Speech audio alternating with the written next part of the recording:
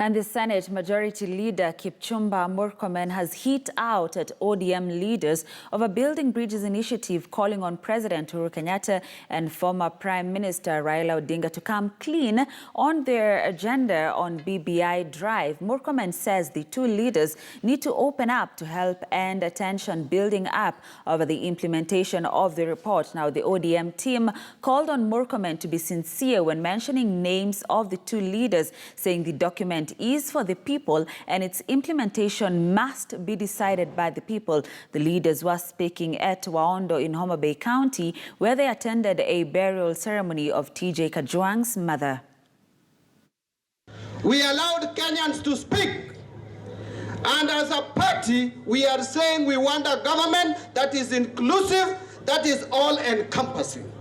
We want a government where everyone feels they belong. We want a government that is accountable to the people.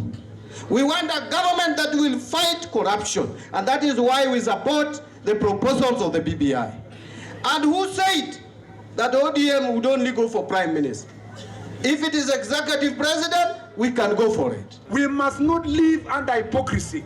This BBI, we have said, is not about 2022. Let it be true that it's not about 2022. Wacha sisi tuone baba akitembea na William Ruto wakishikana mkono kila mahali wakisema 2022 itatungoja, lakini hii BBI report kwa sababu sio ya 2022 tunataka itekelezwe ndio Kenya iende mbele. Ama nimeongea baya?